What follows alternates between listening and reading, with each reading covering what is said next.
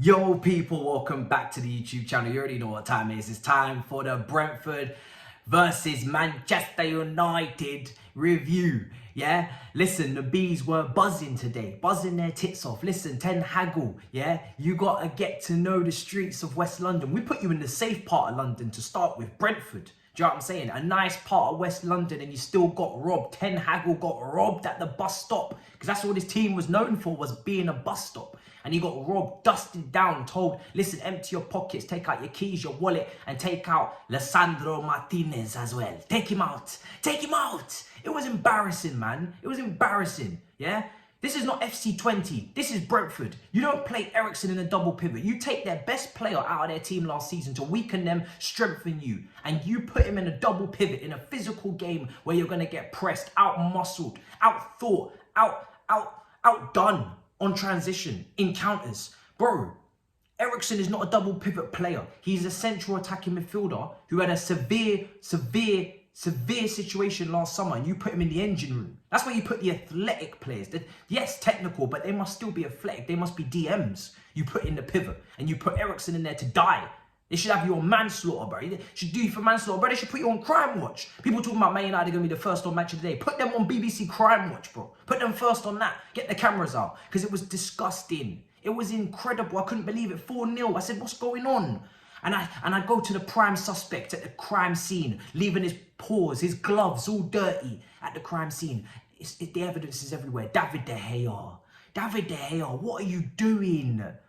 From corners, not commanding. I've said it before, doesn't come out. 2 headers. Neither time was he available for relieving his team of any pressure. Especially when you've got little Lisandro, yeah, in the back line, who needs help aerially, probably. Listen, they said he dealt with Nunes and Haaland. I'm watching you. I'm watching you, Martinez. I'm just keeping an eye on things. Again, I'm not judging. Man. That's the second weekend now. It's gone tits up for you, my darling. So I'm just keeping an eye on things. But you didn't have the best partner today.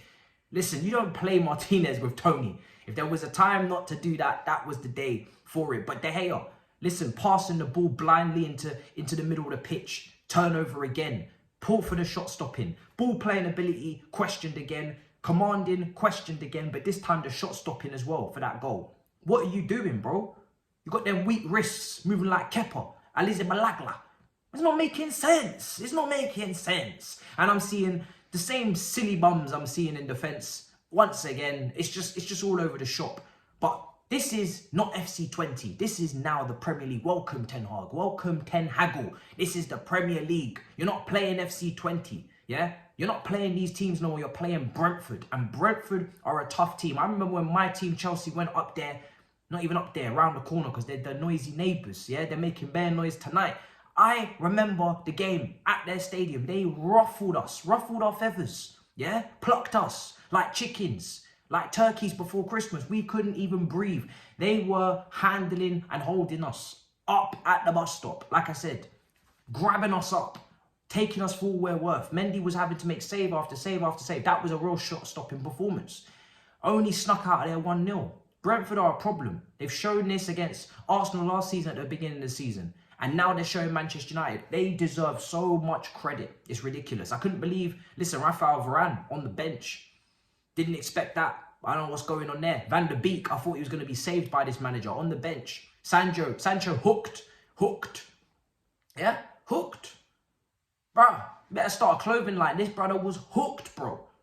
Hooked. And I'm telling you, listen, if he doesn't perform and Havertz doesn't step up soon, and Werner's just scored a screamer for RB Leipzig from like 30 yards, and I've never even seen him shoot from outside the penalty area too often at my team, but yet he's done it a worldie in that first game there. Bro, the Bundesliga needs investigating more than Barcelona. If you're talking about investigation, if you're talking about CIA, FBI, it's Bundesliga, Manchester United, and then Barcelona. That's what we're doing now. It's that order. Because I can't believe what I'm witnessing. Sancho looks a shadow of himself. Looks like he's playing Raid Shadows, bro. What's going on? I don't understand. It's insane. It's absolutely insane. Ronaldo doesn't want to be there. He doesn't want to be there. And I can understand now why. Listen, You signed the contract. You were naive enough to think that Man United were going to challenge. But listen, I didn't think it would be this bad either. You have been hoodwinked, my brother. Yeah, I didn't expect it either. There is no interest. You're going to have to drop your demands. If you're Ronaldo and you really want to get out of there, you better drop your demands. You said Champions League, you might have to settle for Europa. I know you're playing Europa already, but this team are ridiculous. They're going to drag your name. They're going to drag your brand. Forget your name. Your whole brand is going to be in the mud after this season. The way these lot are moving, I couldn't believe it. These lot are talking about 5 at the back tax. I'm having to defend my club constantly. 5 at the back tax. Maybe you lot should actually play 5 at the back. Maybe you actually need to deep it and think, do you know what? We can't defend. For God knows how many seasons running. 2nd season running, we can't defend. Maybe we should actually park the bus. Maybe you should actually defend a bit deeper. Instead of trying to always constantly overplay, but you don't have the facilities, the capacities to do so. It doesn't make any sense. I'm seeing Fred in there. No Tom today. What's happening? Rashford, bro, this team, Rashford, yeah, he's irritated. He's got an itch. Bro, I'm seeing PSG links. It is insane. My team is not perfect, but it's so wonderful, more than you can believe, to be able to watch that today and just know that it can never be that bad. It can never be that bad. It can never. Ivan Toney today, unbelievable. So complete, like his game was just refined. Everything was just perfect. I'm actually wondering to myself, do we need to take a look? You know, we need a forward. Man United need a forward. Why are the big clubs not looking at this guy? He's starting to really put in some performances against the big teams. You're thinking, wow, it's not bad. I don't know what he's quoted at.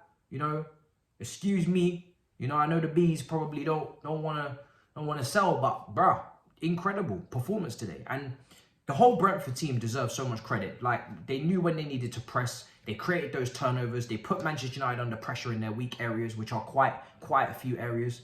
And they were everything that you needed to be in the Premier League. Physically, they competed. Mentally, they competed. Technically, they competed. Manchester United, awful. Absolutely awful. And then the players they're bringing on to change the game. Elanga's coming on, no offense, but he probably wouldn't stand out in a mid-table team or a lower half league team. The quality's not there. It's meant to be youth, courage, and success.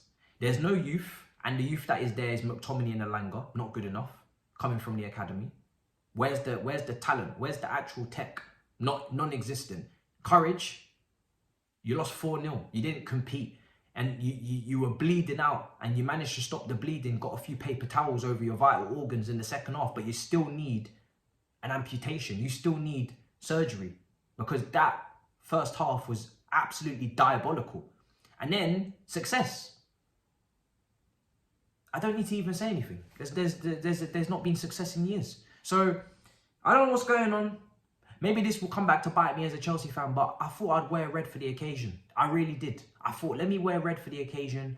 Let me make you feel at home. Any Man United fans that are turning up to this video, my brothers in Christ. My brothers in Christ. You are in a crisis. And I don't want to hear no chit-chat about Chelsea from you lot anymore. No more chit-chat about Tommy Tukes. Don't even talk about Arsenal. Don't even talk about Arteta. You man are on another level of disarray. Discombobulated. Yeah? Frustrated. Dislocated. Bro, your whole team needs serious surgery, and I really can't believe what I'm witnessing.